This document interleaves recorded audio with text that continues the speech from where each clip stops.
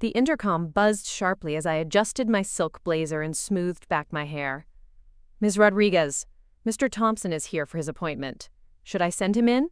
My assistant's voice carried a hint of curiosity that she tried to mask with professionalism. She had no idea about the history between the man waiting in the lobby and the woman sitting behind this mahogany desk. "Give me 2 minutes.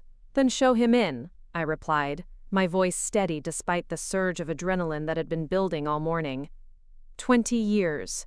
20 long years had led to this moment, and I wanted to savor every second of it. Before we jump back in, tell us where you're tuning in from, and if this story touches you, make sure you're subscribed, because tomorrow, I've saved something extra special for you.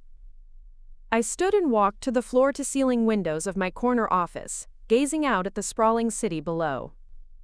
The skyline stretched endlessly in every direction, a testament to ambition and perseverance. From the 42nd floor of the Meridian Tower, I could see the entire metropolitan area, including the rundown neighborhood where I'd grown up, where everything had started and where everything had fallen apart. My reflection stared back at me from the glass, and for a moment, I saw not the successful CEO of Rodriguez construction empire, but the terrified 18-year-old girl who had been thrown out of her home with nothing but a backpack and her mother's old jewelry box. The transformation was remarkable, even to me. Designer clothes had replaced thrift store finds, confidence had replaced desperation, and power had replaced powerlessness. The soft knock on my door brought me back to the present. This was it. The moment I'd been working toward, consciously or unconsciously, for 2 decades. My name is Maria Elena Rodriguez, and this story begins on the worst day of my life, though I wouldn't understand its true significance until much later. I was 18 years old, fresh out of high school, and living in what I thought was my family home in the suburbs of Phoenix, Arizona. The house on Maple Street had been my world for as long as I could remember, a modest 2-story colonial with a red front door that my mother had painted herself shortly before she died. My mother, Carmen Rodriguez, had been the strongest person I'd ever known. She'd immigrated from Mexico when she was just 16, pregnant with me and determined to build a better life for us both. She worked 3 jobs while putting herself through community college, eventually earning her real estate license and building a small but successful practice selling homes to other immigrant families who dreamed of owning a piece of the American dream. When I was 12, she met Robert Thompson at an open house. He was charming, well-dressed, and seemed genuinely interested in both the property and my mother. Bob, as he insisted I call him, was a contractor who specialized in home renovations. He had a warm smile, an easy laugh, and most importantly to my mother's practical mind, he was financially stable. After years of struggling to make ends meet, the prospect of security was irresistible. They married when I was 14, and for a while, our lives seemed to settle into something resembling normalcy. Bob moved into our house, bringing with him tools, work trucks, and a steady income that allowed my mother to finally breathe easier. He was never unkind to me, exactly, but I always felt like an obligation rather than a daughter. He'd nod politely when I talked about school, attend parent-teacher conferences when my mother couldn't, and even helped me with math homework occasionally. But there was always a distance, a subtle reminder that I was Carmen's daughter, not his. The dynamics began to shift when I turned 16 and started showing interest in the family business. My mother had always talked about me eventually joining her real estate practice, maybe even expanding into property development.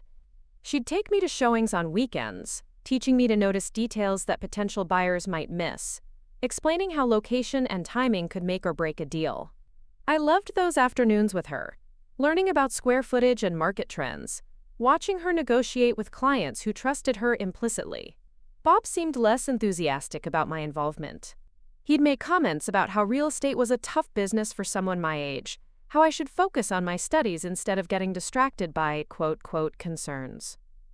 When my mother suggested I get my real estate license as soon as I turned 18, Bob argued that I should go to college first, get a real education before diving into business. The arguments between them became more frequent as my 18th birthday approached. My mother wanted to formalize our partnership, maybe even change the business name to Rodriguez and Rodriguez Real Estate. Bob thought it was premature, that I needed more life experience before taking on such responsibilities. Their discussions would start civilly over dinner, but often escalated into heated exchanges behind their closed bedroom door. I didn't realize at the time that these weren't really arguments about my career prospects. They were battles over control, over the future of the business my mother had built, and over who would ultimately inherit what she'd worked so hard to create. The cancer diagnosis came 3 months before my high school graduation. Pancreatic cancer, stage 4, aggressive and merciless. The doctors gave her 6 months, but my mother was nothing, if not a fighter.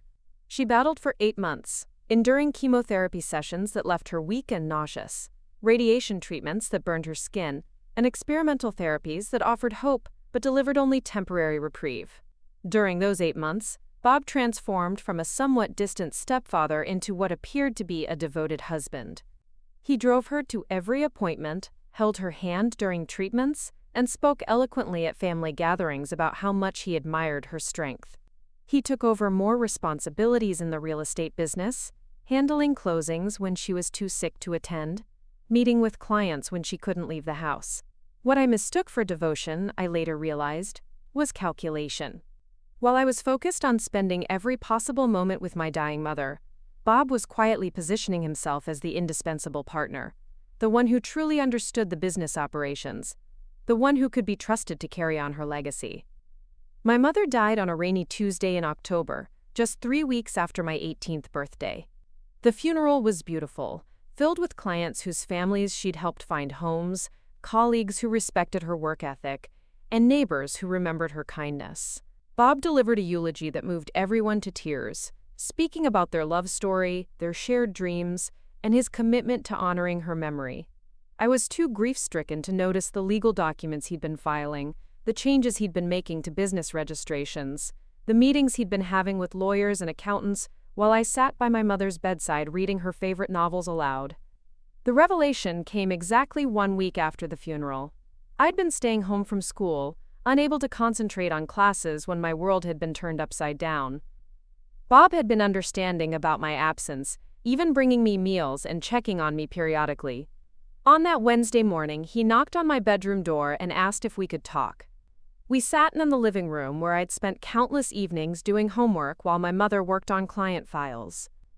Bob looked uncomfortable, fidgeting with his coffee mug and avoiding direct eye contact. He started by talking about how difficult the past few months had been for all of us, how my mother's death had left a huge void, and how we all needed to figure out how to move forward. Then he dropped the bomb that would change everything. "Maria, I need you to understand that your situation has changed," he said, his voice taking on a tone I'd never heard before, cold and businesslike. "Your mother and I made some legal arrangements before she died that you need to be aware of." I stared at him, confused and still foggy from grief. "What kind of arrangements?" He pulled out a folder thick with documents. "When your mother and I got married, we restructured the business as a joint partnership. After her diagnosis, we updated our wills and business agreements to ensure continuity. The house, the business, everything transfers to me as the surviving spouse." The words didn't make sense at first. I kept waiting for him to explain how I fit into these arrangements, what provisions had been made for my future. Instead, he continued with what felt like a rehearsed speech about legal necessities and practical realities. "I know this is a lot to process," he said, though his tone suggested he wanted to get through this conversation as quickly as possible. "But the fact is, you're 18 now, legally an adult, and I can't afford to support 2 households or take on dependents when I'm trying to keep the business running." "Dependents?" I repeated, the word feeling foreign in my mouth. "This is my home, my mother's business." She always said, "Your mother said a lot of things when she was emotional," Bob interrupted, his facade of sympathy slipping. "But the legal reality is what matters now." She signed these documents willingly, understanding that I was the one with the business experience to keep everything running.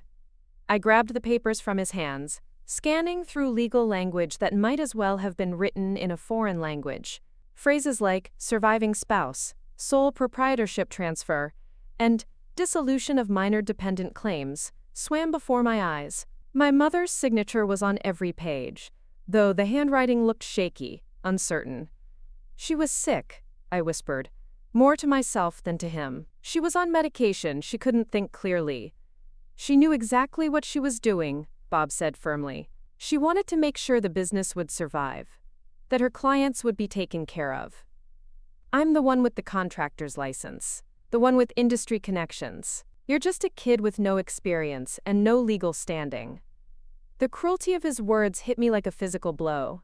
Just a kid, no legal standing. This from the man who had lived in our house for 4 years, who had benefited from my mother's hard work and generosity, who had promised to love and protect our family. What are you saying exactly? I asked, though I was beginning to understand the full scope of what was happening. Bob stood up, his body language shifting from uncomfortable to authoritative. I'm saying you need to make arrangements to live somewhere else. Preparing and narrating this story took us a lot of time, so if you are enjoying it, subscribe to our channel. It means a lot to us. Now back to the story. You're an adult now, and I'm not responsible for supporting you.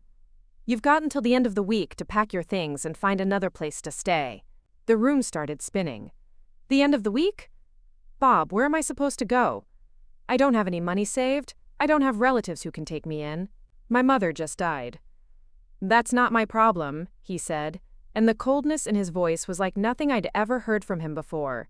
Your mother and I had a marriage, a business partnership. That doesn't extend to you now that she's gone. You're young, you'll figure it out. People your age do it all the time.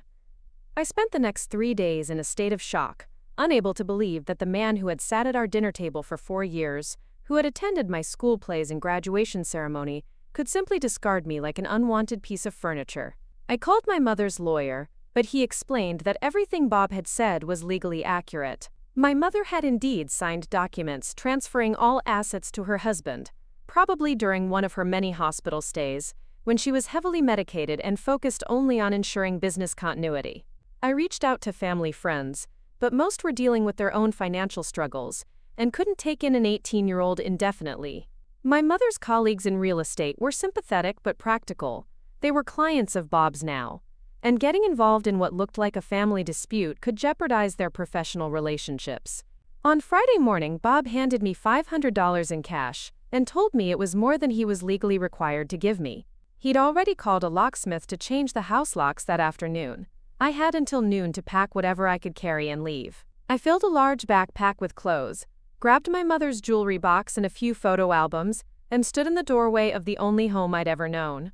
Bob was in the kitchen, talking on the phone about a contracting job, acting as if nothing significant was happening. He didn't even look up as I walked past him toward the front door with the red paint my mother had applied so carefully. Standing on the front porch with everything I owned in the world, I felt completely untethered. I was 18 years old, technically an adult, but feeling like a lost child. I had no plan, no support system, and no idea how I was going to survive. The $500 in my pocket might last a few weeks if I was careful, but then what? I walked to the bus stop at the corner, the same one where I'd waited for the school bus throughout my childhood. The neighborhood looked different somehow, like I was seeing it through a stranger's eyes.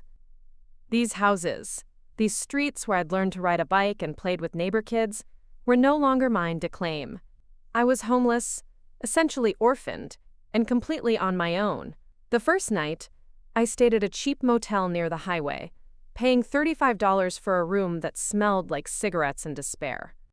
I lay on the thin mattress staring at the water-stained ceiling, trying to process what had happened to my life in the span of a single week. 7 days ago, I'd been a grieving daughter planning to honor my mother's memory by continuing her work. Now I was a homeless teenager with no family, no prospects, and rapidly dwindling resources. Over the next few days, I applied for every minimum wage job I could find, waiting tables, stocking shelves, anything that would provide immediate income. The problem was that most employers wanted references, previous work experience, or at least a permanent address. I couldn't provide any of those things. The few places that were willing to consider hiring me offered hours that wouldn't cover even basic living expenses. I spent my days walking around the city, trying to stretch my money as far as possible, eating dollar menu items and sleeping in increasingly questionable accommodations. The motel became a weekly rental place, then a youth hostel, then finally the back seat of a friend's car when she could sneak me in without her parents knowing. 2 weeks into my new reality, I was sitting in a McDonald's nursing a small coffee and trying to make it last as long as possible when I overheard a conversation at the next table. 2 construction workers were talking about a job site across town where they needed general laborers, no experience required, cash payments at the end of each day. I'd never done construction work in my life, but I was desperate. I showed up at the site the next morning at dawn, claiming to be 19 and experienced with basic labor. The foreman, a weathered man named Jimmy, who clearly didn't believe my story but needed bodies for the job, put me to work hauling debris and cleaning tools. The work was brutally hard. My hands blistered within hours, my back ached from lifting and carrying, and I struggled to keep up with workers who had years of experience. But at the end of the day, Jimmy handed me $60 in cash, more money than I'd seen in weeks. More importantly, he told me to come back the next day if I wanted to keep working.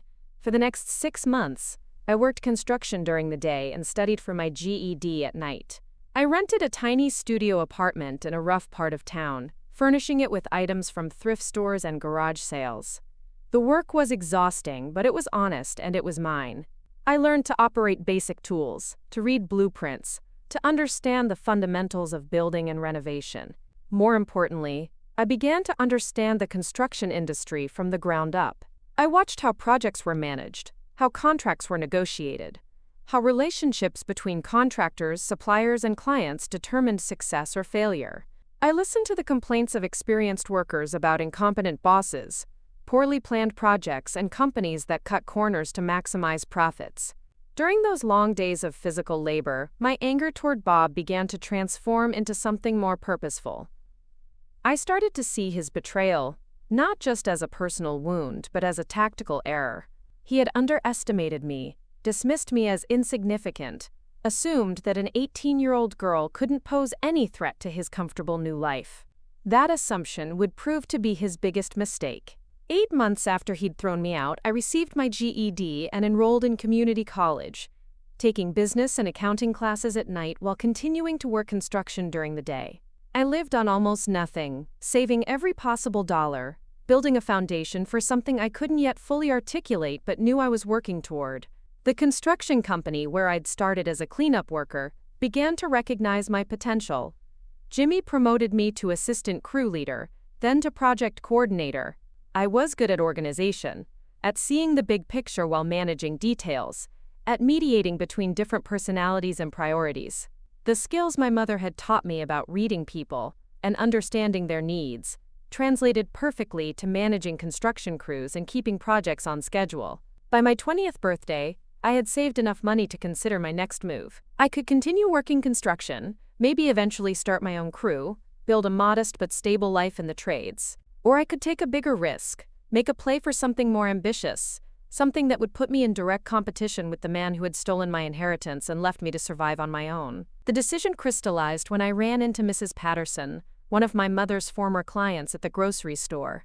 She recognized me immediately and pulled me aside to ask how I was doing, whether I was planning to follow in my mother's footsteps in real estate. When I explained that I was working construction, she looked confused. "But what about the business?" she asked.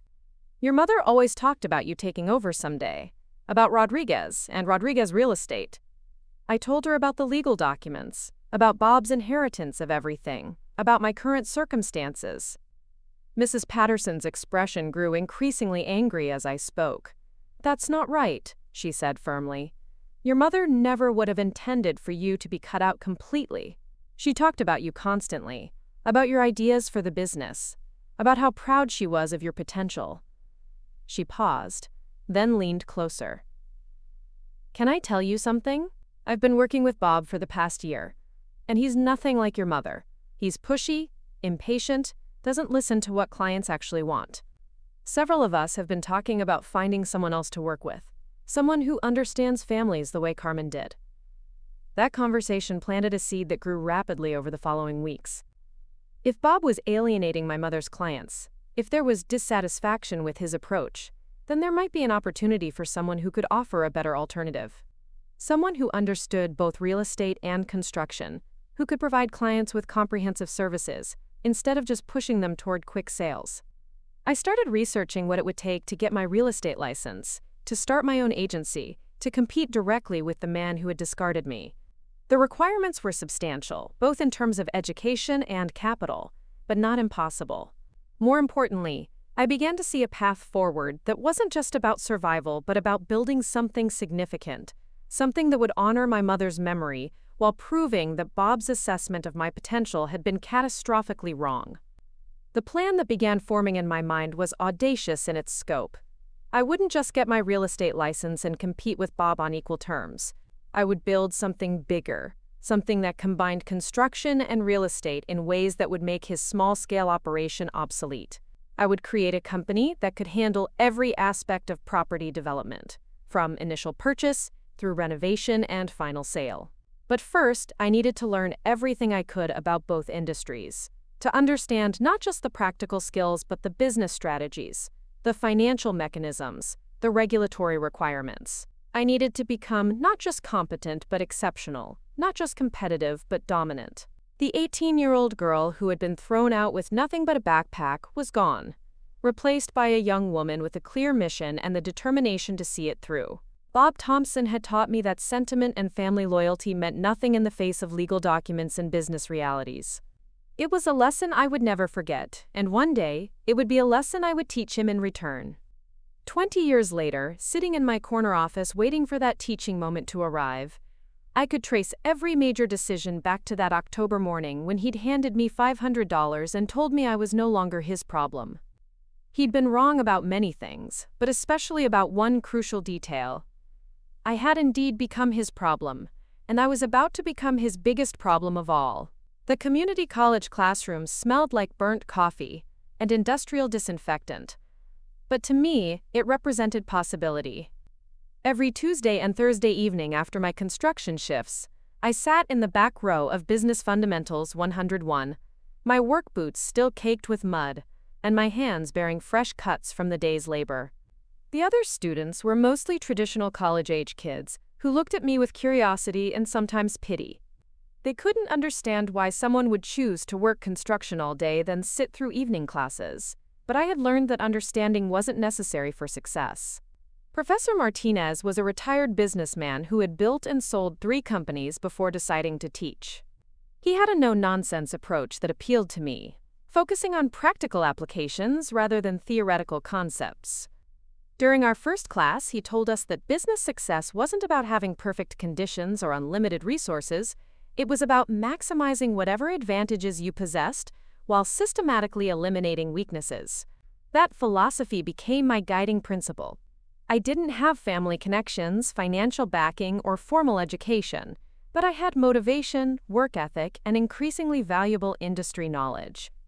Every day on construction sites taught me something new about project management, cost estimation, quality control, and client relations. The workers I labored alongside became unknowing mentors, sharing stories about good bosses and terrible ones, profitable jobs and disasters, companies that treated employees well, and others that exploited them ruthlessly. Jimmy, the foreman who had given me my first chance, became particularly important to my education. He had worked construction for 30 years, moving between companies as projects ended and new opportunities arose. During lunch breaks, he would explain the dynamics of different firms, pointing out which ones were growing and which were struggling, which owners understood construction, and which were just wealthy investors trying to make quick profits. The problem with most construction companies, he told me one afternoon as we sat on a pile of lumber eating gas station sandwiches, is they're run by people who've never actually built anything. They see the profit margins on paper and think it's easy money, but they don't understand that this business is about relationships and reputation. You mess up one job, word spreads fast. You treat workers badly, good people won't work for you. You cut corners on materials, clients notice and they tell other clients. I absorbed every word, taking mental notes about industry dynamics that weren't taught in any business school. Construction, I realized, was intensely personal despite appearing to be purely transactional. Success depended on trust between contractors and clients, loyalty between companies and workers, reliability in an industry where delays and cost overruns were common. These insights would prove invaluable later, but at the time I was simply grateful for any knowledge that might help me survive. My evening classes provided the theoretical framework for what I was learning during the day. Accounting taught me to understand profit and loss statements, cash flow analysis, and tax implications. Marketing showed me how to identify target demographics, develop competitive positioning, and build brand recognition. Management courses explained organizational structures, employee motivation, and operational efficiency. The combination of practical experience and academic learning created a unique perspective that neither my blue-collar coworkers nor my fellow students possessed. I could read a financial statement and understand how it related to actual job site realities. I could see marketing strategies and evaluate them based on how construction clients actually made purchasing decisions. Most importantly, I began to understand how businesses succeeded and failed, which strengths to build and which mistakes to avoid. By my second year at community college, I had established myself as one of Jimmy's most reliable workers. He started assigning me more complex tasks, trusting me to coordinate between different subcontractors, manage material deliveries, and even interact directly with clients when problems arose. These experiences taught me lessons that no classroom could provide about leadership, communication, and crisis management. One particularly challenging project involved renovating a historic commercial building downtown. The client was a demanding perfectionist who changed specifications constantly. The building had structural issues that weren't discovered until demolition began, and the timeline was impossibly compressed because of permit delays. 3 different subcontractors quit mid-project, citing impossible working conditions and unreasonable demands. Jimmy assigned me to coordinate the replacement crews and manage day-to-day client communications. For 6 weeks, I spent my days juggling competing priorities, mediating between frustrated workers and an increasingly anxious client, and finding creative solutions to technical problems that threatened to derail the entire project. The experience was exhausting and stressful, but it taught me more about business management than any textbook could. When the project was completed on time and within budget, the client was so impressed that she asked Jimmy for my contact information. She was planning another renovation and wanted to know if I would be available to manage it. That conversation planted the first seeds of an idea that would eventually transform my life. What if I didn't have to work for other people's construction companies?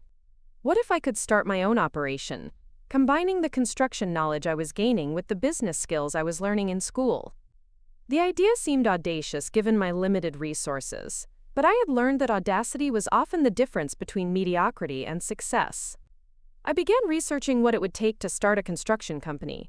The legal requirements were manageable, mostly involving licenses, insurance, and bonding. The real challenges were financial, since construction required significant upfront capital for equipment, materials, and working capital to cover expenses between starting projects and receiving payments.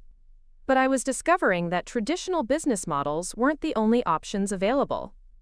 Some successful contractors operated as project managers rather than full-service companies, coordinating subcontractors rather than employing large crews, focusing on oversight and quality control rather than direct labor. This approach required less capital but more expertise, fewer employees but stronger relationships with reliable subcontractors. During my 3rd year of construction work, I started building relationships with the best subcontractors I encountered on various job sites. Electricians, plumbers, roofers, and finish carpenters who took pride in their work and delivered consistently high-quality results. I made note of their contact information, their specialties, their capacity for additional work, and their interest in forming ongoing partnerships with reliable general contractors. Simultaneously, I was completing my associate degree in business administration, while taking additional courses in construction management, project planning, and real estate law. The academic work was challenging after full days of physical labor, but I had learned to function on minimal sleep and maximum determination. My grades were excellent because I understood that education was an investment in my future power, not just a requirement for graduation. The breakthrough came during my final semester when Professor Martinez assigned a comprehensive business plan project. Students were required to develop complete strategies for starting new companies, including market analysis, financial projections, operational plans, and competitive positioning. Most of my classmates chose safe, conventional business ideas like restaurants or retail stores. I decided to design a construction and property development company that could compete directly with established firms, by offering superior service and innovative approaches. Researching the local construction market revealed several important insights. The industry was dominated by a few large companies that handled major commercial projects and numerous small operations that focused on residential work. There was a significant gap in the middle market for companies that could handle mid-sized commercial renovations, multi-unit residential projects, and mixed-use developments that required both construction expertise and real estate knowledge.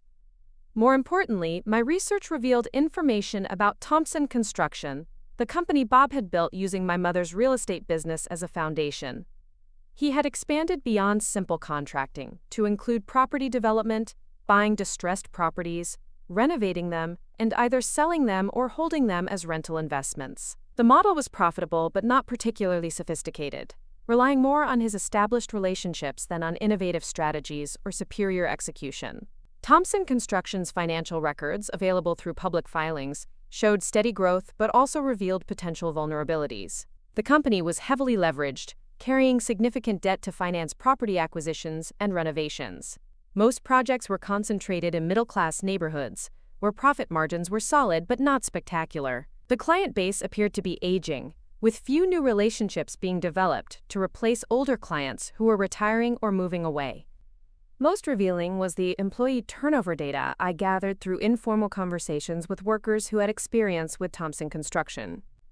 Bob had a reputation for being demanding and impatient, expecting results without providing adequate support or resources. Several experienced workers described a pattern of unrealistic timelines, insufficient planning, and blame shifting when projects encountered problems. This information confirmed what Mrs. Patterson had told me about client dissatisfaction and suggested that Thompson Construction's success was more fragile than it appeared. A well-planned competitor could potentially capture significant market share by offering better service, more reliable execution, and stronger client relationships. My business plan, which I titled Phoenix Rising Construction and Development, outlined a strategy for entering the market as a premium service provider, targeting clients who valued quality and reliability over lowest bid pricing. The company would differentiate itself through superior project management, transparent communication, and guaranteed completion dates with financial penalties for delays caused by contractor errors. The financial projections were conservative but promising. Starting with small projects and growing gradually, the company could achieve profitability within 18 months and significant market share within 5 years. The key was maintaining low overhead while building a reputation for excellence that would justify premium pricing and generate referral business. Professor Martinez was impressed enough with my business plan to arrange a meeting with a local entrepreneur who had successfully started multiple companies. David Chen was a soft-spoken man in his 50s who had built and sold 2 technology companies before moving into real estate investment. He listened carefully as I presented my strategy, asking probing questions about market dynamics, competitive positioning, and operational challenges. "The plan is solid," he said when I finished. "Your market analysis is thorough, your financial projections are realistic, and you clearly understand the industry dynamics. But starting a construction company requires more than good planning. You need significant capital, bonding capacity, and established relationships with suppliers and subcontractors. How do you plan to overcome those barriers?" I had anticipated this question and spent weeks developing a comprehensive answer. I've been building relationships with subcontractors for 3 years, identifying the best people in each trade, and maintaining contact with them. For bonding and capital, I'm proposing a partnership structure where I provide the expertise and management, while investors provide the financial backing. Instead of trying to compete with established companies on their terms, I want to create a new model that emphasizes collaboration and shared success. David leaned forward, his interest clearly piqued. "Tell me more about this partnership structure." The concept I outlined was based on research into successful service companies in other industries. Rather than trying to be everything to every client, Phoenix Rising would specialize in complex projects that required superior coordination and management. We would maintain a small core staff of project managers and supervisors while partnering with the best subcontractors in each trade. Profits would be shared with key partners, creating incentives for excellence while maintaining flexibility to scale up or down based on market demand. The model addressed several common problems in construction. Subcontractors would have more predictable income and longer-term relationships. Instead of constantly bidding for new work, clients would deal with a single point of contact while benefiting from specialists in each aspect of their projects. The company could take on larger and more complex projects without carrying the overhead of a full-time workforce. Interesting, David said thoughtfully. It's similar to some consulting models I've seen in technology. Have you considered how you would handle the transition from employee to entrepreneur? Running a company requires different skills than working for someone else. The question touched on something I had been thinking about constantly. Working construction had taught me valuable lessons about leadership, problem-solving, and client relations, but managing a business would require additional skills in strategic planning, financial management, and organizational development. I was confident in my abilities but realistic about the learning curve ahead. I'm planning to start small and grow gradually, I explained. Take on projects I can manage personally while building systems and relationships that will support larger operations. I'd rather succeed with smaller projects than fail with ambitious ones I'm not ready to handle. David nodded approvingly. Smart approach. Too many entrepreneurs try to scale too quickly and lose control of quality or finances. What's your timeline for getting started? That question forced me to confront the reality of my situation. Despite 3 years of careful saving, I had accumulated only about $15,000, enough to cover basic startup costs but insufficient for the working capital construction required. I needed additional funding, either through investors or lenders, to bridge the gap between starting projects and receiving payments. I'm hoping to launch within the next year, I said. I need to complete some additional licensing requirements and secure initial funding, but I believe the fundamentals are in place. David was quiet for a long moment, apparently considering something. Finally, he spoke. Would you be interested in discussing a potential partnership? I've been looking for opportunities to diversify into construction and real estate development, but I lack the industry expertise to evaluate opportunities effectively. Your combination of hands-on experience and business education could be exactly what I need. The conversation that followed changed the trajectory of my life. David was interested in providing both capital and mentorship in exchange for an equity stake in the company. He had connections throughout the business community, experience with scaling operations, and most importantly, the financial resources to support aggressive growth when opportunities arose. We spent the next several weeks negotiating terms and developing a more detailed business plan. David would provide initial funding of $100,000 in exchange for 40% ownership and a seat on the board of directors. I would maintain operational control while benefiting from his strategic guidance and industry connections. The partnership agreement was signed on a Friday afternoon in March, exactly 4 years after Bob had thrown me out of my mother's house.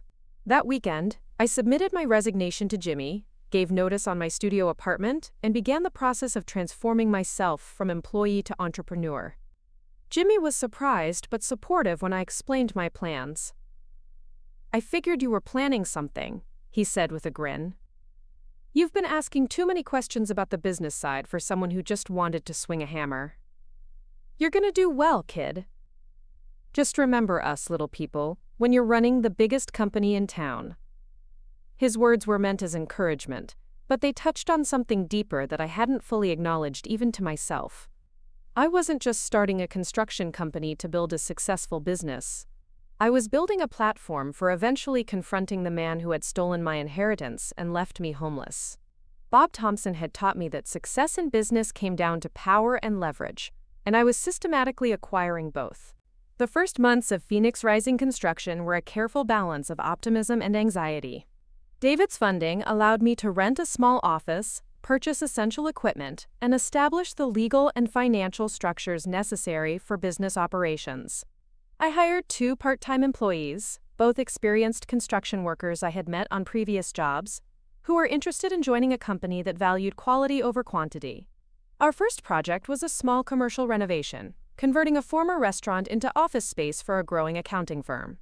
The job wasn't large enough to generate significant profits, but it provided an opportunity to test our systems and establish credibility in the market. Everything went smoothly, partly because I was personally involved in every aspect of the work. and partly because I had chosen subcontractors I knew would deliver excellent results.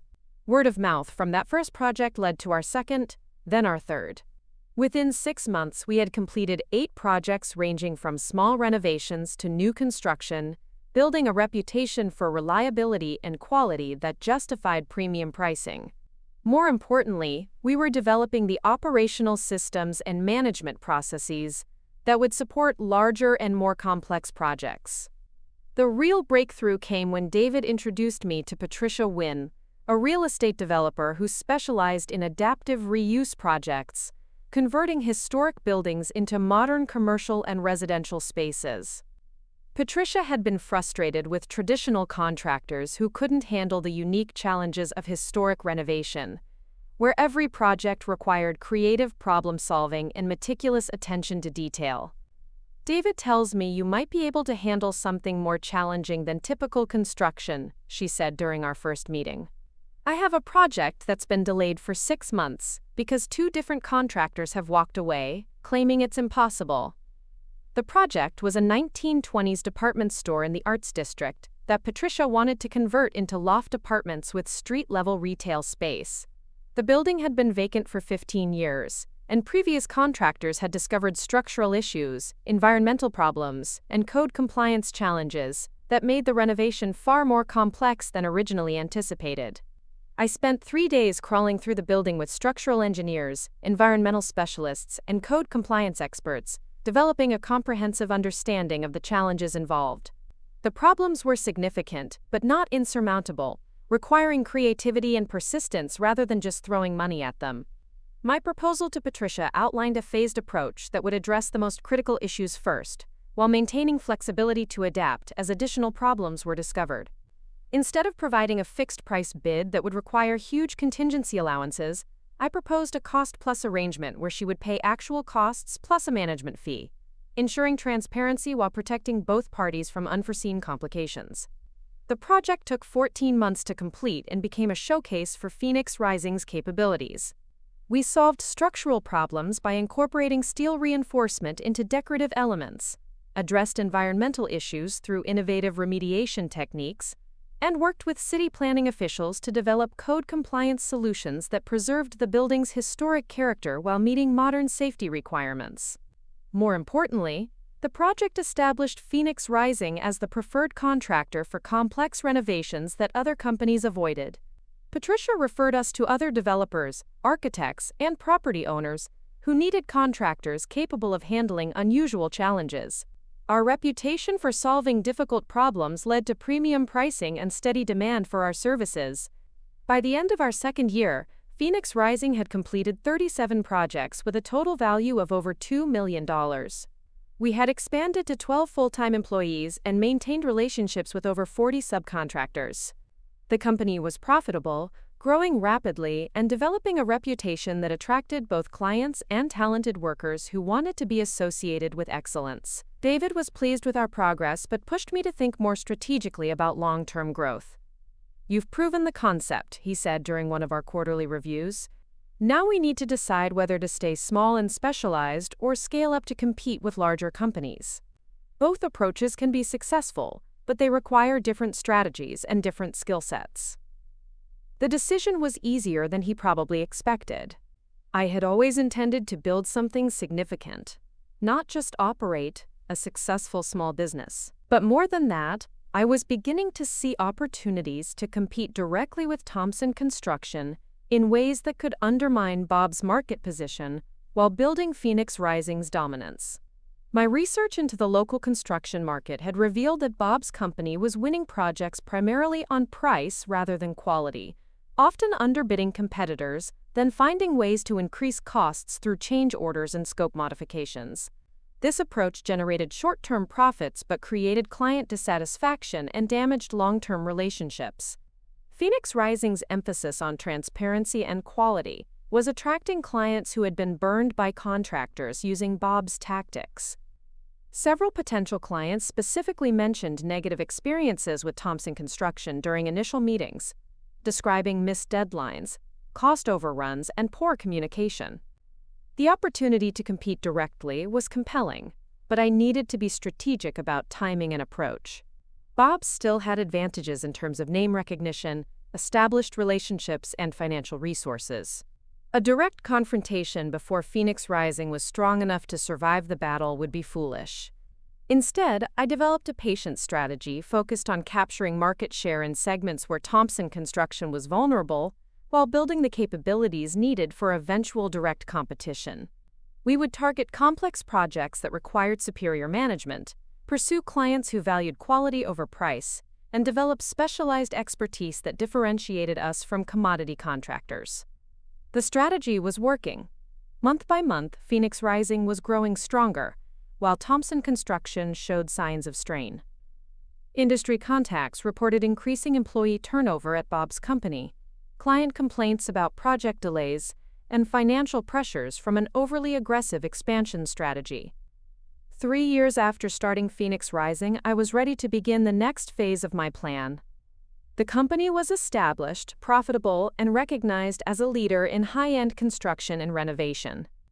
I had built relationships throughout the industry, developed management systems that could support significant growth, and most importantly, learned everything I needed to know about running a successful construction business. But Phoenix Rising was just the foundation for something much larger. I had been quietly researching opportunities to expand into real estate development, combining construction capabilities with property acquisition and sales. This would put me in direct competition with the business model Bob had built, using my mother's real estate connections, but with superior execution and strategic focus. The time was approaching when I would no longer be content to simply succeed in the same industry as the man who had stolen my inheritance. I was ready to begin actively displacing him, capturing his clients, recruiting his best employees, and systematically dismantling the business empire he had built on the foundation of my mother's work. Bob Thompson had made a critical error when he assumed that an 18-year-old girl posed no threat to his comfortable life. He had taught me that business was about power and leverage, that sentiment meant nothing compared to legal documents and financial resources. It was a lesson I had learned well, and soon it would be a lesson I would teach him in return. The student was about to become the teacher, and the curriculum would be far more challenging than anything Bob had experienced before. The call came on a Tuesday morning while I was reviewing architectural plans for our latest project. My assistant Jennifer knocked on my office door with an expression I'd learned to recognize as significant news. "Maria, there's someone on line 2 who says she used to work with your mother, Mrs. Patricia Vega from Sunshine Realty. She sounds upset." I hadn't heard that name in years, but I remembered Mrs. Vega clearly. She had been one of my mother's closest friends in the real estate business. A warm woman who always brought homemade cookies to office parties and remembered everyone's birthdays. The fact that she was calling Phoenix Rising rather than going through normal channels suggested something important was happening. "Mrs. Vega," I said, picking up the phone. "This is Maria Rodriguez. How wonderful to hear from you." "Maria, mija, I wasn't sure if this number would reach you," she said, her voice tight with emotion. "I got your information from David Chen, who said you might be able to help with the situation." "I didn't know you had started your own construction company." "Yes, it's been about 3 years now. We're doing well. What can I help you with?" There was a pause. Then Mrs. Vega's voice dropped to almost a whisper. "It's about Bob Thompson. I think he's been cheating clients, Maria. Maybe for years. I have documentation, but I don't know what to do with it." My pulse quickened, but I kept my voice calm and professional. "That's a serious allegation, Mrs. Vega. Can you tell me more about what you've discovered?" The story that emerged over the next 30 minutes was both shocking and oddly satisfying. Mrs. Vega had been working as a buyer's agent, helping clients purchase properties that Thompson Construction would then renovate. What she hadn't realized until recently was that Bob had been systematically inflating renovation costs, billing clients for premium materials while using cheaper alternatives, and pocketing the difference. "At first I thought it was just poor project management," she explained. "Budgets that kept growing, timelines that kept extending, quality that didn't match what was promised. But then I started paying closer attention to the invoices he was sending my clients versus what was actually being installed. She had documented dozens of instances where clients were charged for hardwood flooring but received laminate, paid for copper plumbing but got PVC, ordered granite countertops but received quartz. The differences weren't always visible to untrained eyes, but they represented thousands of dollars in inflated costs per project. I have photos, receipts, even some audio recordings of conversations where he admitted using substitute materials, Mrs. Vega continued. I've been gathering evidence for 6 months, but I don't know what to do next. Some of these families put their life savings into these renovations based on his promises. The implications were staggering. If Mrs. Vega's documentation was accurate, Bob had been running a systematic fraud operation for years, using his reputation and client relationships to steal hundreds of thousands of dollars. More importantly for my purposes, this information provided exactly the leverage I needed to begin actively competing with Thompson Construction. Mrs. Vega, I appreciate you bringing this to my attention, I said carefully. These are serious allegations that need to be handled properly. Would you be willing to meet with me to discuss the documentation you've gathered? We arranged to meet that afternoon at a small cafe downtown, far from the real estate offices where Mrs. Vega might be recognized. When I arrived, she was already seated in a corner booth with a thick manila folder and a worried expression. Maria, you look so much like your mother, she said, embracing me warmly. Carmen would be so proud of what you've accomplished. Starting your own business, building something successful. She always said you had tremendous potential. The mention of my mother stirred emotions I usually kept carefully controlled, but I focused on the business at hand. Mrs. Vega spread the contents of her folder across the table, revealing a meticulous collection of photographs, invoices, contracts, and handwritten notes, documenting Bob's fraudulent practices. The evidence was overwhelming. Project after project showed the same pattern. Clients signed contracts specifying premium materials and finishes, paid accordingly, but received inferior products. Bob had been careful to use suppliers who would provide documentation showing delivery of the specified materials, but the actual installation was done with cheaper alternatives. How long has this been going on? I asked, studying a particularly egregious example where a client had paid $15,000 for imported Italian tile, but received domestic ceramic that cost less than $3,000. Based on what I can document, at least 4 years, Mrs. Vega replied. But I suspect it started much earlier. The pattern is too sophisticated to be recent. 4 years. That meant Bob had been stealing from clients almost from the moment he took control of my mother's business. He hadn't just inherited her legacy, he had corrupted it, using the trust she had built with families to fund his own enrichment. What do you want to happen with this information? I asked. Mrs. Vega looked uncomfortable.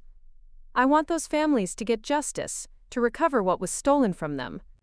But I also don't want to destroy my own reputation by being seen as someone who attacks other professionals. The real estate community is small, and word spreads quickly. I understood her dilemma.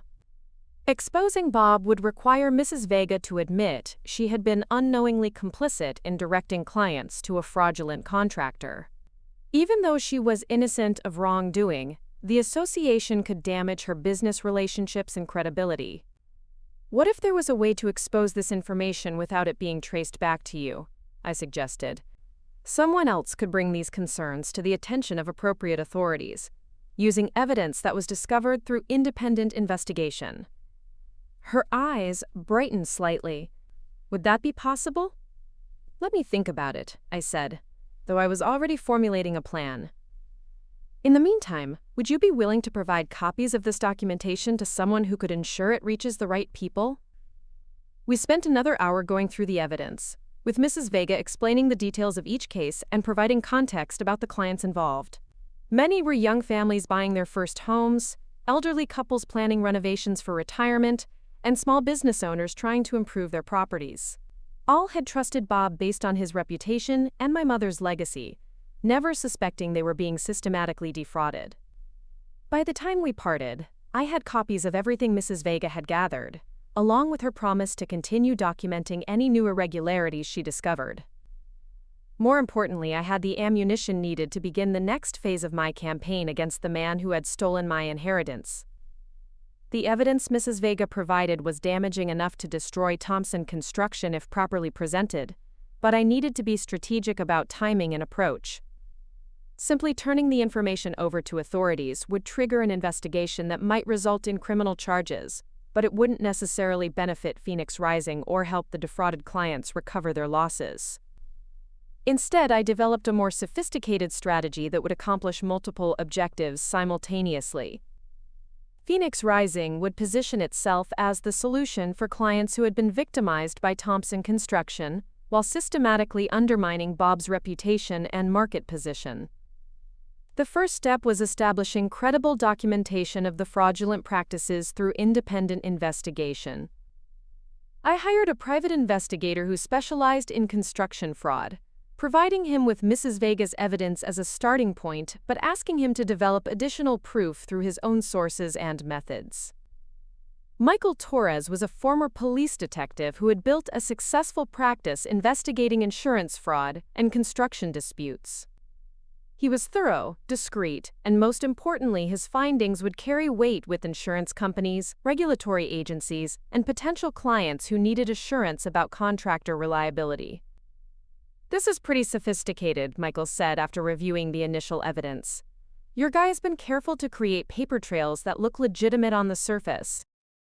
He's got suppliers who will provide invoices showing delivery of premium materials, subcontractors who will sign off on work they didn't actually perform, even some inspectors who seem to be rubber stamping approvals without proper verification."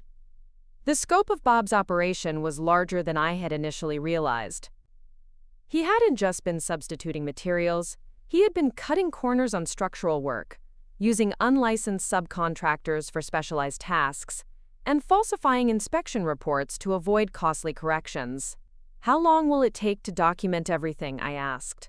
6 to 8 weeks if I focus exclusively on this case," Michael replied. "But you should know that building a comprehensive file will require interviewing clients, photographing completed work, and possibly conducting some testing of materials and systems. That kind of investigation will attract attention." "Good," I said. "I want Bob to know that someone is looking closely at his operation. The pressure might cause him to make mistakes that provide additional evidence." While Michael conducted his investigation, I began implementing the second phase of my strategy, positioning Phoenix Rising as the preferred alternative for clients who needed reliable construction services. This required careful market research to identify Thompson Construction's current clients and ongoing projects, then developing targeted marketing approaches that would appeal to their specific needs and concerns. The timing was perfect because several of Bob's recent projects had experienced significant problems. A restaurant renovation had been delayed for 3 months due to permit issues that should have been resolved before construction began. A residential addition had failed inspection twice because of electrical work that didn't meet code requirements. A small office building renovation had gone 40% over budget due to unforeseen complications that more thorough planning could have anticipated.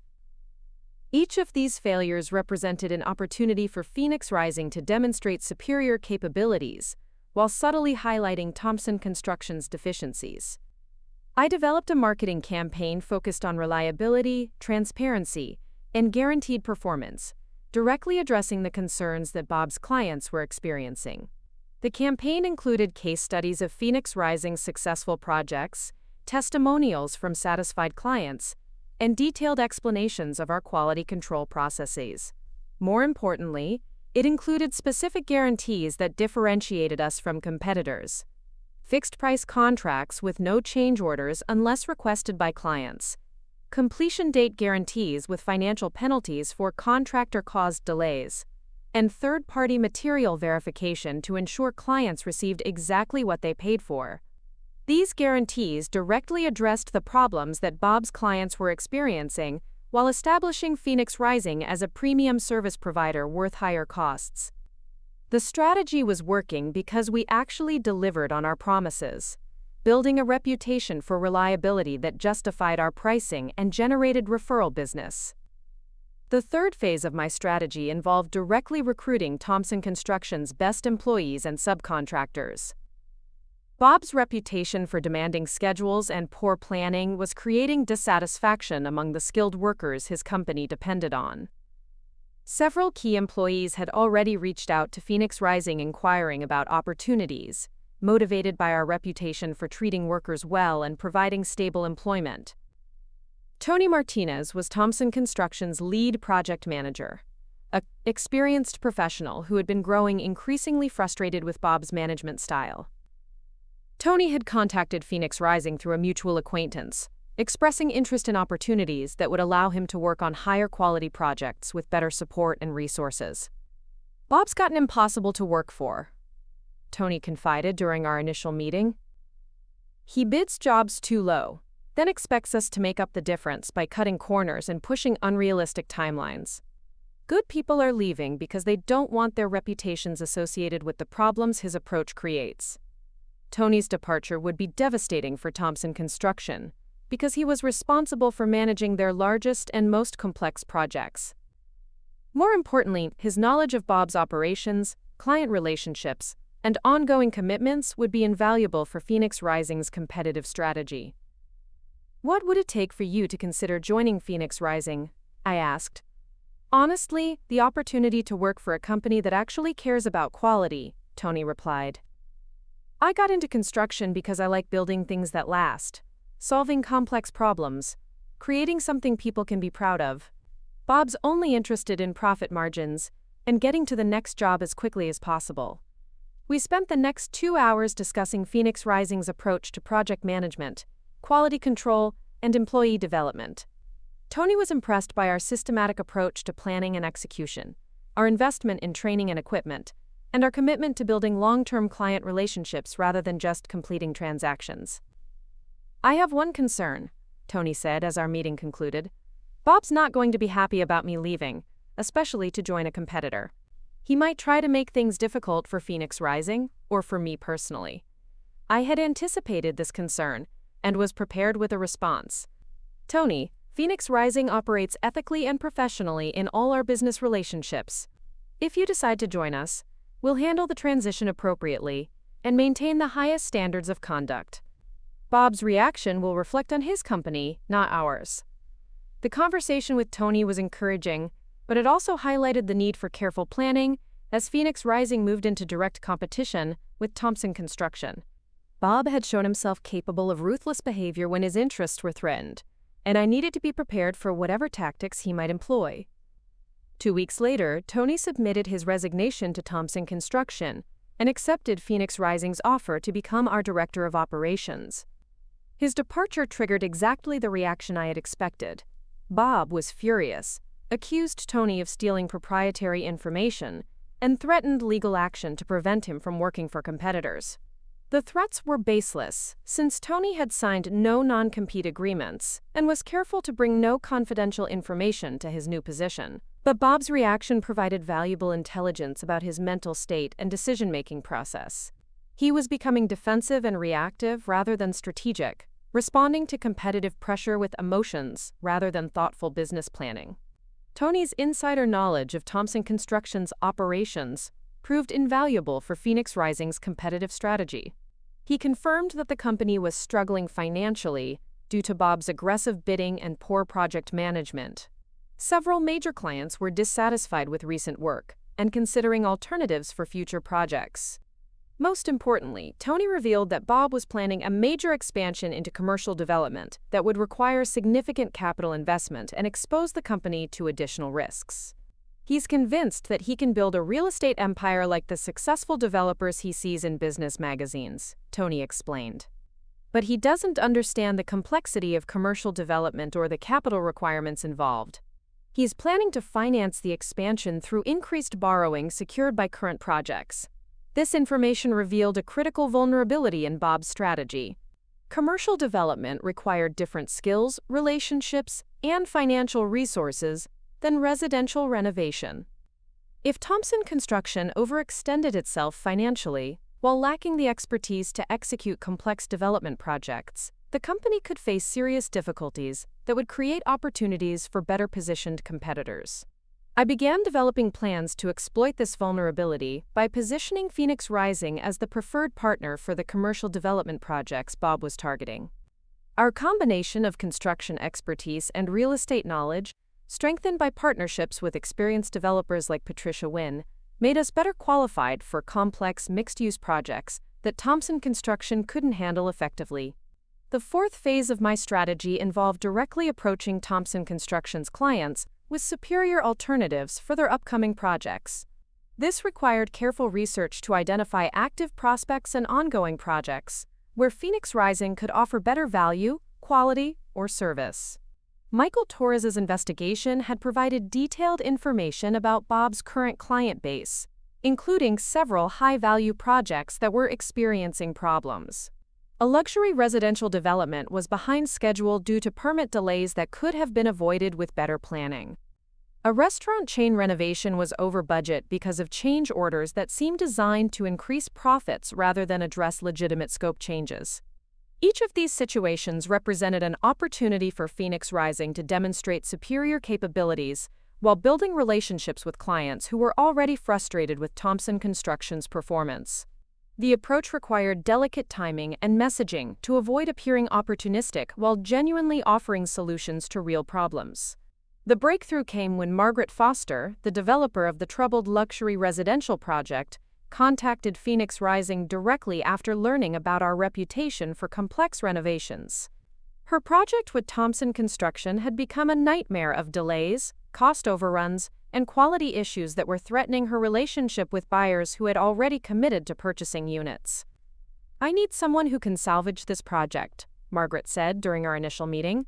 "Bob Thompson promised the world but has delivered nothing but problems. I'm willing to pay premium rates for someone who can actually deliver what they promise." Margaret's project was exactly the kind of high-profile opportunity that could establish Phoenix Rising as the premier alternative to Thompson Construction. The residential development included 24 luxury townhomes with custom finishes, sustainable building features, and smart home technology integration. Successfully completing the project would generate significant visibility and credibility in the luxury market. More importantly, taking over the project from Thompson Construction would send a clear message to the industry about Phoenix Rising's capabilities, while publicly demonstrating Bob's inability to handle complex assignments. The symbolism was perfect. The company founded by the daughter he had discarded was rescuing projects that his incompetence had endangered. "Margaret, Phoenix Rising would be honored to help you complete this project," I said. "But I want to be completely transparent about the situation. Taking over midstream renovations is always challenging, and there may be hidden problems that won't be discovered until we begin detailed inspections." We spent the next week conducting comprehensive assessments of the work Thompson Construction had completed, identifying deficiencies that needed correction, and developing plans for completing the remaining scope on schedule and within budget. The results were worse than Margaret had feared, but better than I had hoped in terms of demonstrating the contrast between Thompson Construction's approach and Phoenix Rising's standards. Bob's crews had cut corners on everything from foundation work to electrical systems, installed substandard materials throughout, and failed to obtain proper permits for several critical modifications. Correcting these deficiencies would require significant additional work, but it would also provide opportunities to showcase Phoenix Rising's attention to detail and commitment to excellence. The contract we negotiated with Margaret included performance guarantees that Thompson Construction had never offered, fixed completion dates with financial penalties for delays, material specifications verified by independent testing, and warranty coverage that extended beyond industry standards. These guarantees reflected Phoenix Rising's confidence in our capabilities, while highlighting the risks clients faced when working with less reliable contractors. Word of Phoenix Rising taking over Thompson Construction's failed project spread quickly through the local development community.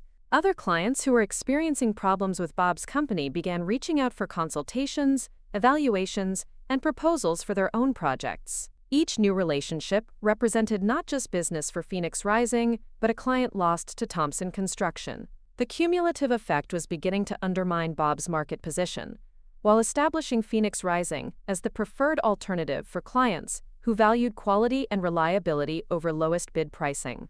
But the most satisfying development came from an unexpected source. Mrs. Patterson, my mother's former client who had first suggested that Bob was alienating customers, called to congratulate me on Phoenix Rising's success and to request a proposal for her own upcoming project. "Maria, I've been watching your company's progress with great interest," she said. "Your mother would be so proud of what you've accomplished. When I'm ready to renovate my kitchen, I want to work with someone who understands what quality really means." The irony was perfect. Mrs. Patterson had been one of my mother's favorite clients, a relationship that Bob had inherited along with the rest of the business. Now she was choosing to work with me instead, completing a circle that had begun with his betrayal of my mother's legacy. The meeting with Mrs. Patterson went beyond a simple project consultation. She wanted to understand Phoenix Rising's story, how I had built the company, and what differentiated us from other contractors in the market. Her questions provided an opportunity to explain not just our capabilities, but our philosophy about construction as a service that should enhance people's lives rather than simply complete transactions. "You know, Maria," she said as our meeting concluded, "working with your stepfather was always frustrating because he never seemed to listen to what clients actually wanted. He had his own ideas about what should be done and wasn't interested in input or feedback. You're so much like your mother in the way you focus on understanding people's needs." The comparison to my mother was deeply meaningful, but Mrs. Patterson's observation about Bob revealed something important about his fundamental weakness as a business leader. He had inherited my mother's client relationships, but not her ability to build new ones through genuine service and attention to client needs. This insight shaped the final element of my strategy for competing with Thompson Construction. Rather than simply trying to win individual projects, Phoenix Rising would focus on building long-term relationships that would generate referral business and repeat customers. Bob's transactional approach made him vulnerable to competitors who could offer more personalized service and stronger client connections. The strategy was working better than I had dared hope. In the 6 months since beginning direct competition with Thompson Construction, Phoenix Rising had captured 4 of Bob's former clients, recruited 3 of his key employees, and established relationships with several major developers who had previously worked exclusively with his company. More importantly, word was spreading throughout the industry that Thompson Construction was struggling, while Phoenix Rising was emerging as a major force in high-end residential and commercial construction. The contrast in reputations was becoming so pronounced that clients were specifically requesting proposals from Phoenix Rising while avoiding Thompson Construction for new projects. Bob was beginning to realize that he faced a serious competitive threat, but he hadn't yet identified Phoenix Rising's founder as the 18-year-old girl he had thrown out of her home 7 years earlier. That revelation was still to come, and when it did, the psychological impact would be as devastating as the business consequences he was already experiencing. The student had become the teacher, and the lesson was just beginning. The phone rang at 6 in the morning, jolting me awake. Only emergencies came at that hour, and my heart raced as I fumbled for the device in the darkness of my bedroom. "Maria, it's Tony. You need to know that Bob figured out who you are." I sat up immediately, suddenly wide awake. "What happened?" "Yesterday afternoon he was reviewing the client list we lost this quarter, trying to figure out how Phoenix Rising keeps beating us to projects. He started asking questions about you specifically, wanted to know your background, how you got started." I tried to deflect, but he kept pushing. Tony's voice was tense, almost whispered, like he was afraid of being overheard. Finally, he demanded to see Phoenix Rising's business registration documents. They're public record, so I couldn't refuse. When he saw your full name listed as founder and CEO, he went completely silent for about 5 minutes. Then he started laughing, but not in a good way. The moment I had been both dreading and anticipating for months had finally arrived. Bob now knew that the homeless teenager he had discarded was the force behind his company's declining fortunes. All pretense of this being normal business competition was over. "What did he say exactly?" I asked, reaching for the notepad I kept beside my bed. "He said, and I'm quoting here, 'That little bitch thinks she can destroy what I built. She has no idea what she's dealing with.' Then he told me to get out of his office and not come back until I had a plan for putting Phoenix Rising out of business." The crude language wasn't surprising, but the venom behind it was revealing. Bob wasn't just angry about losing business to a competitor. This had become personal for him in ways that would likely cloud his judgment and lead to mistakes. "Tony, are you safe there? He's not going to retaliate against you for working with us?" "I'm worried about that," Tony admitted. "He knows I came from Thompson Construction with inside knowledge about their operations. If he's planning something aggressive against Phoenix Rising, he might try to blame me for providing intelligence to the enemy." We arranged to meet later that morning at a coffee shop across town to discuss security measures and contingency plans.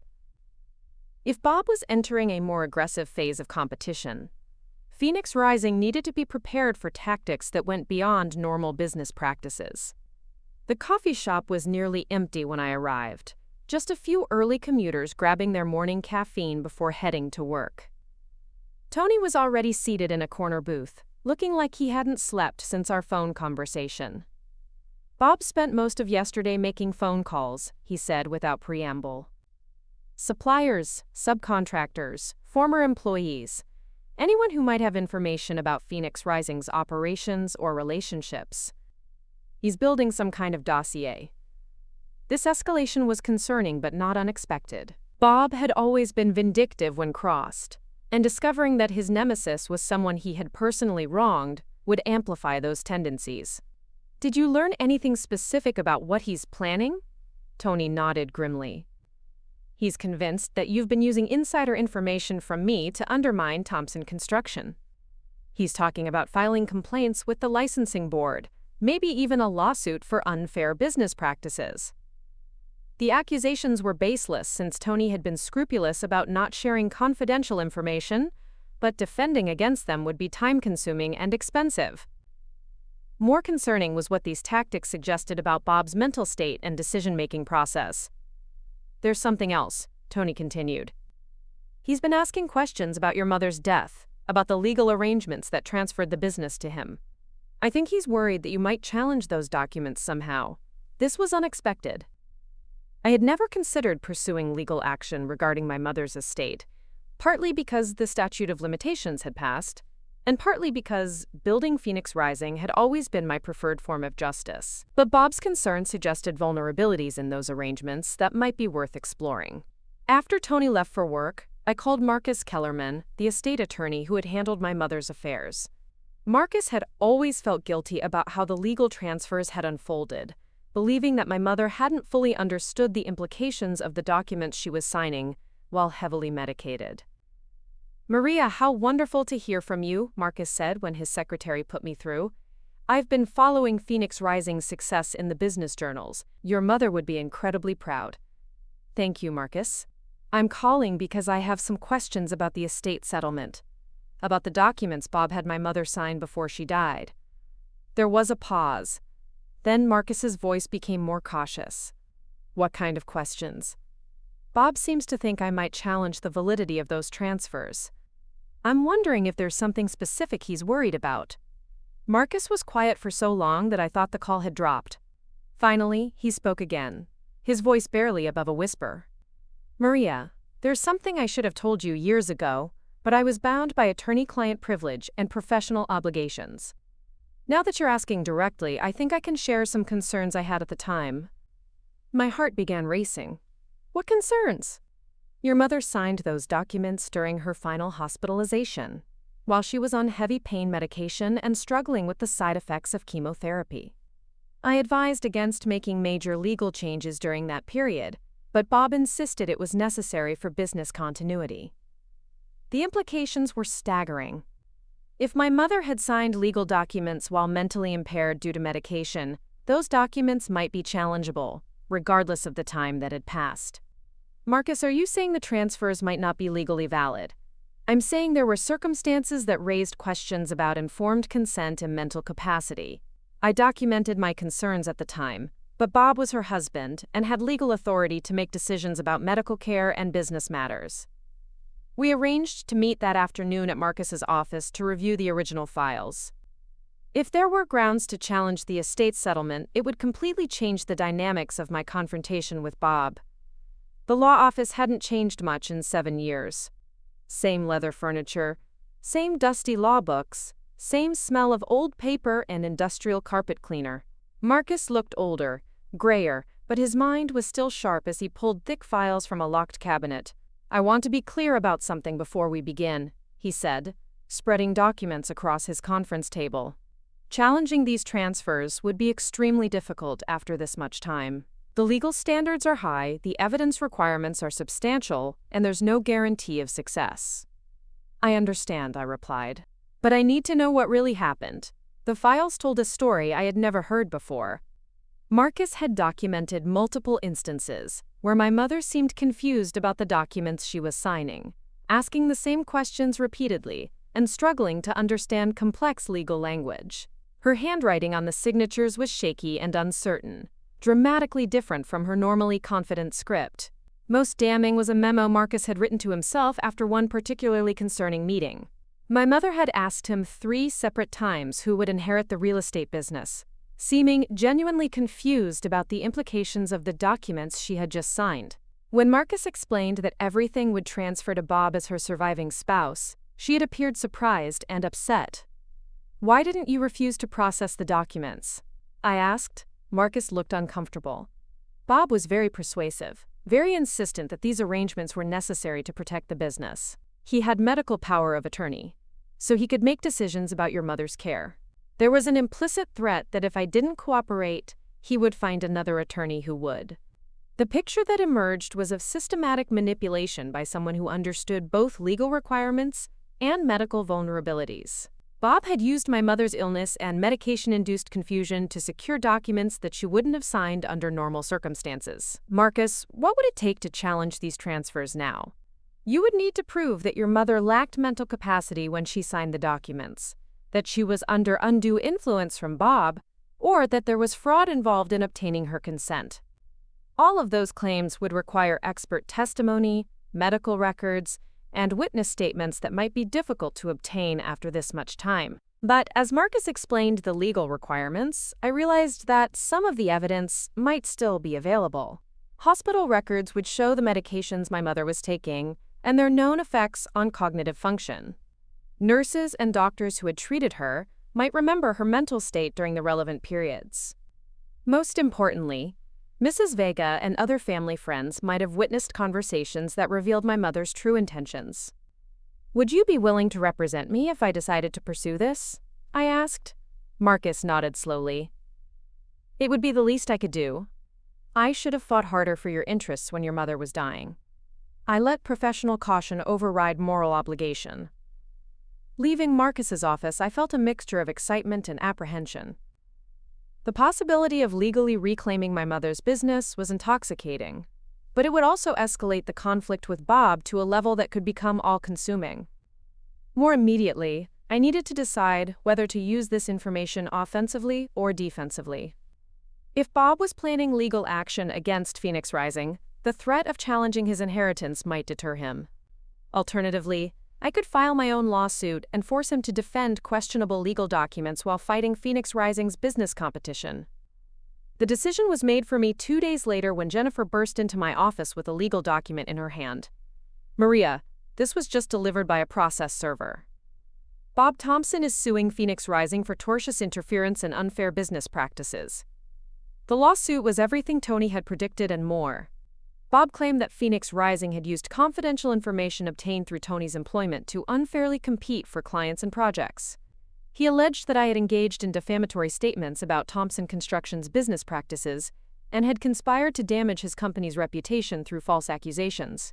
The monetary damages he was seeking were astronomical, clearly designed to bankrupt Phoenix Rising even if he lost the case. Legal fees alone would consume our operating capital for months, and the negative publicity could damage relationships with clients and suppliers. Reading through the complaint, I could see Bob's strategy clearly. He couldn't compete with Phoenix Rising on the basis of quality or service, so he was trying to use the legal system to eliminate us as a threat. The irony was perfect.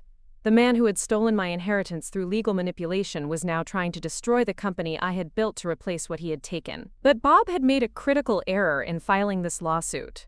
By forcing our conflict into the legal system, he had opened the door for me to challenge the very foundation of his business empire.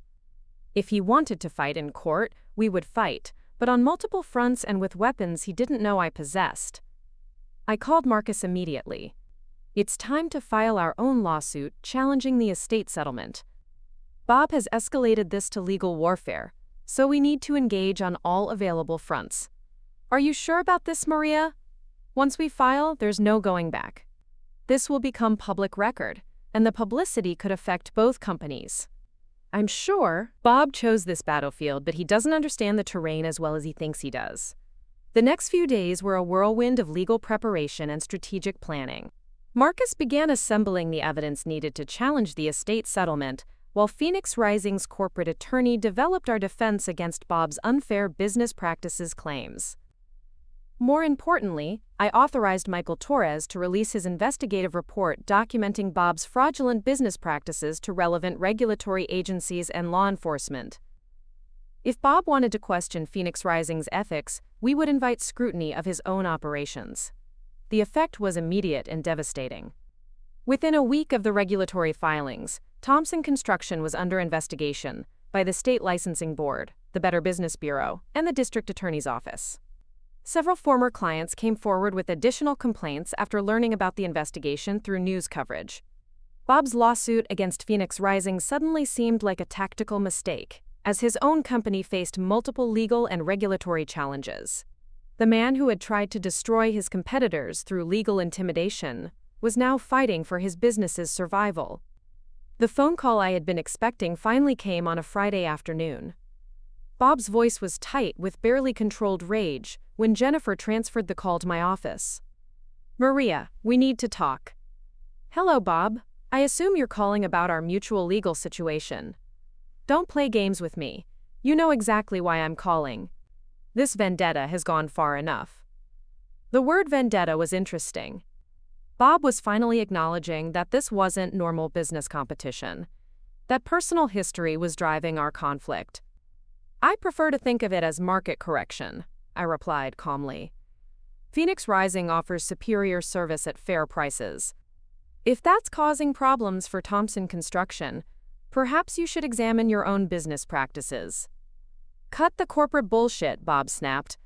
"You're destroying everything I've built out of some misguided sense of revenge. Your mother wouldn't have wanted this."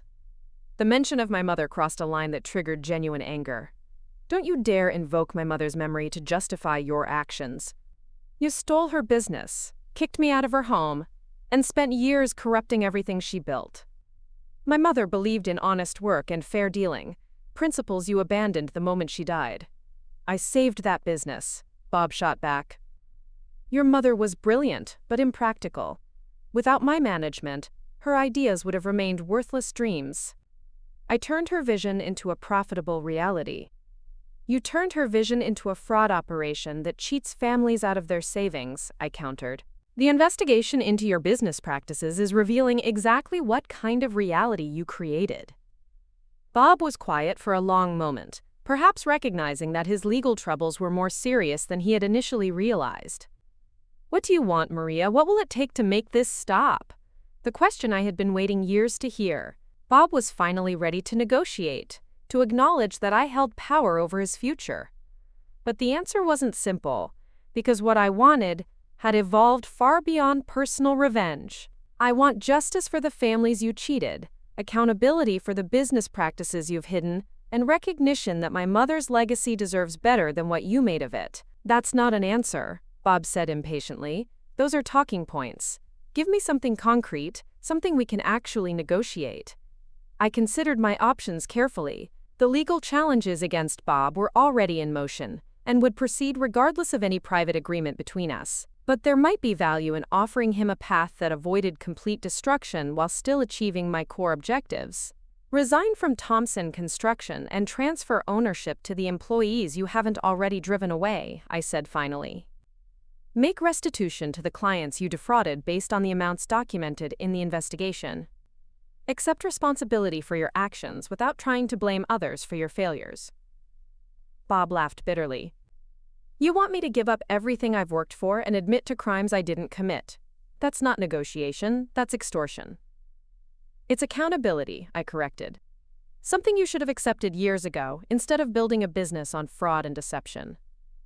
"This conversation is over," Bob said, his voice turning cold. But this war isn't.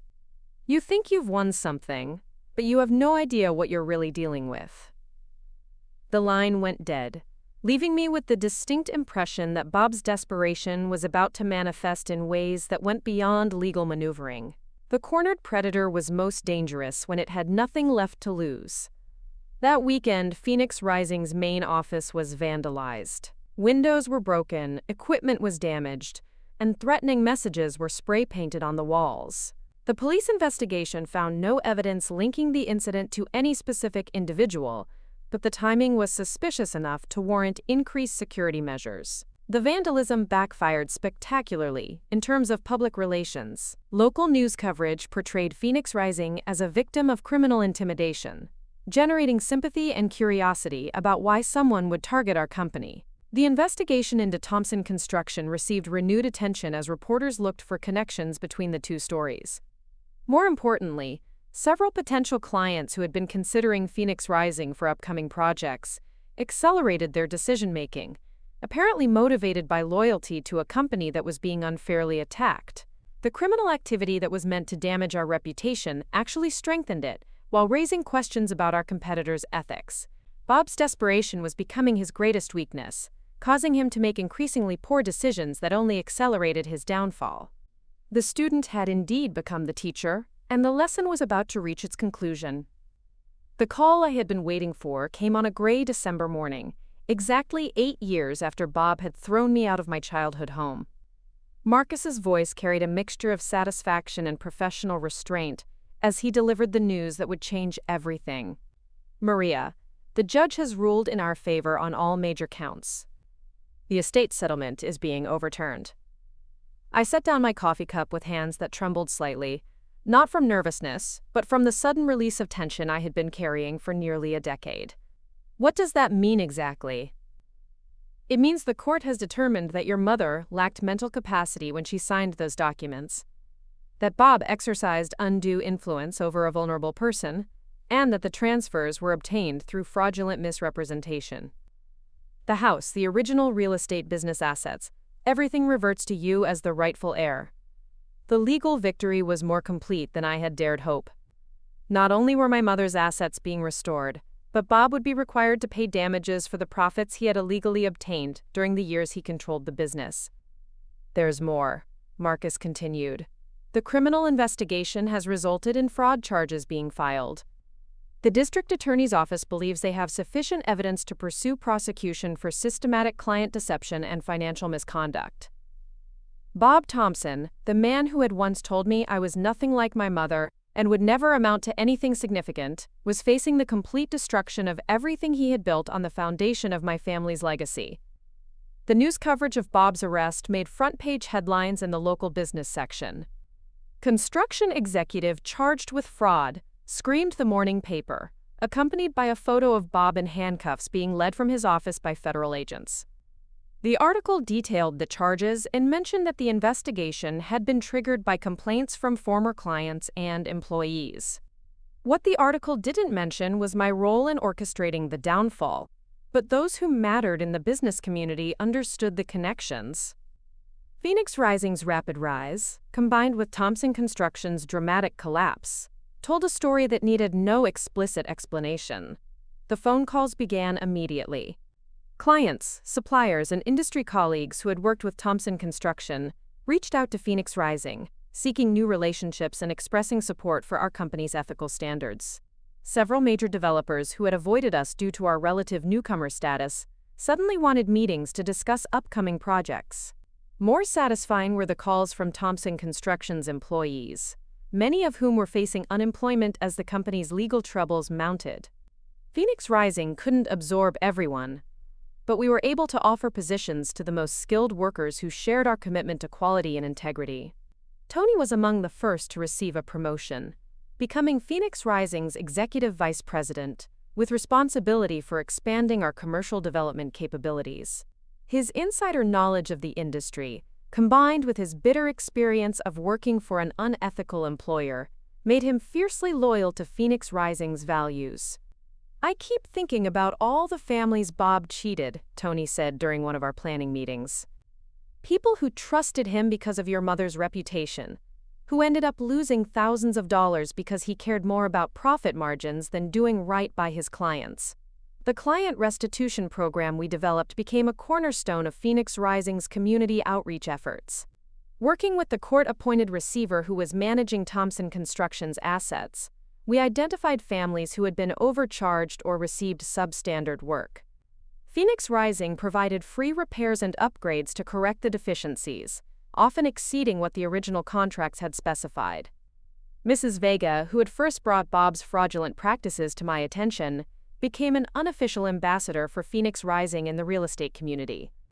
Her willingness to publicly discuss what she had discovered, combined with her respected reputation among agents and brokers, helped establish our company as the preferred contractor for families seeking honest construction services. "Your mother would be so proud," she told me during the ribbon-cutting ceremony for our expanded headquarters. "Not just because you built a successful business, but because you did it the right way, with integrity and respect for your clients." The new Phoenix Rising headquarters occupied the building that had once housed my mother's real estate office, a location I had purchased and renovated as both a practical business decision and a symbolic reclamation of family history. The conference room where my mother had once explained property values and market trends to first-time homebuyers now hosted meetings where I discussed million-dollar development projects with major investors. The transformation was complete in ways that went far beyond business success. The frightened 18-year-old who had been cast aside as worthless had become a respected leader in the same industry that had rejected her. The company, built from nothing, had grown to employ over 60 people and generate annual revenues exceeding $15 million. But the most meaningful transformation was personal. The anger that had driven me through years of struggle had evolved into something more constructive. A commitment to building something positive, rather than simply destroying what others had created. Phoenix Rising's success wasn't just about defeating Bob Thompson.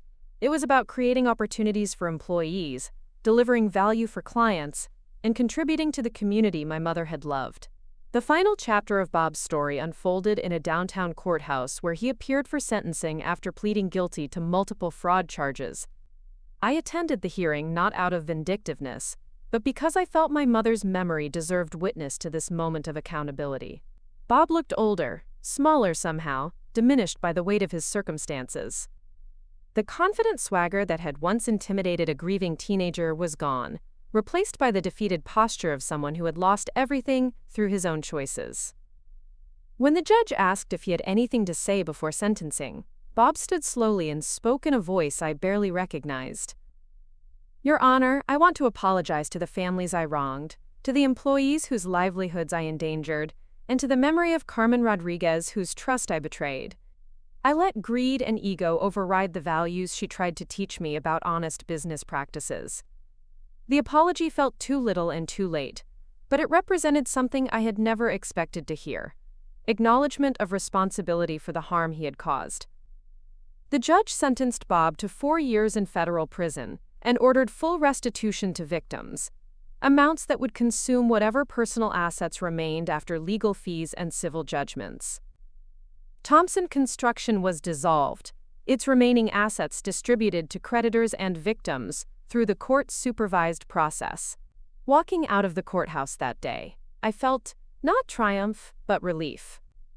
The chapter of my life defined by Bob's betrayal was finally closed, replaced by a future built on my own choices and achievements. 6 months later, Phoenix Rising announced our largest project to date, a mixed-use development that would include affordable housing, retail space, and community services in the neighborhood where I had grown up. The project was named Carmen Rodriguez Commons, in honor of my mother's commitment to helping families achieve their dreams of homeownership. The groundbreaking ceremony drew hundreds of community members, business leaders, and city officials. As I spoke about the project's goals and my mother's legacy, I caught sight of Mrs. Patterson in the crowd, the same client who had first suggested that Bob was alienating my mother's customers. After the ceremony, she approached with tears in her eyes. "Maria, your mother is smiling down on you today. You've honored her memory in the most beautiful way possible. Standing on the site where affordable homes would soon provide shelter for families just starting their journey toward prosperity. I thought about the long path that had brought me to this moment. The homeless teenager sleeping in her car had become the CEO of a company that employed dozens of people and served hundreds of families. The girl who had been told she would never amount to anything had built something that would benefit the community for generations. But more than the business success or financial achievements, I had reclaimed something precious that Bob had tried to steal: the knowledge that my mother's love and faith in me had been justified. She had seen potential in me that I couldn't see in myself, had prepared me for challenges I couldn't imagine, and had instilled values that sustained me through the darkest periods of my life. Phoenix Rising construction and development continued to grow, expanding into new markets and taking on increasingly complex projects. But success no longer felt like validation of my worth or proof of Bob's error in discarding me. It was simply the natural result of hard work, ethical practices, and commitment to serving others. The company office featured a memorial wall dedicated to my mother, displaying photos from her real estate career, alongside testimonials from families she had helped find homes. Visitors often commented on the obvious love and respect reflected in the display, and I would tell them that everything Phoenix Rising had achieved was built on the foundation she had provided. On quiet Sunday mornings, I would sometimes drive past the house on Maple Street where I had grown up, where Bob had once changed the locks and told me I no longer belonged. The current owners had painted the front door blue instead of the red my mother had chosen, and the garden showed signs of different tastes and priorities. But the house looked loved and well-maintained, home to a young family with children who played in the same yard where I had learned to ride a bicycle and dreamed about following in my mother's footsteps. The knowledge that the house was again sheltering dreams and aspirations felt like the final restoration of what Bob had tried to corrupt. The girl who had been thrown away had not only survived but thrived, not only succeeded but contributed, not only reclaimed what was stolen but created something greater. The lesson I had learned wasn't about revenge or retaliation, but about the power of persistence, integrity, and refusing to let other people's cruelty define your potential. Bob Thompson had taught me that life could be unfair, that people could be cruel, and that security was fragile. But he had also unintentionally taught me that resilience was possible, that justice could prevail, and that the best response to betrayal was building something worthy of the trust that had been violated. The student had indeed become the teacher, and the lesson would endure long after both of us were gone. Up next, you've got 2 more standout stories right on your screen. If this one hit the mark, you won't want to pass these up. Just click and check them out.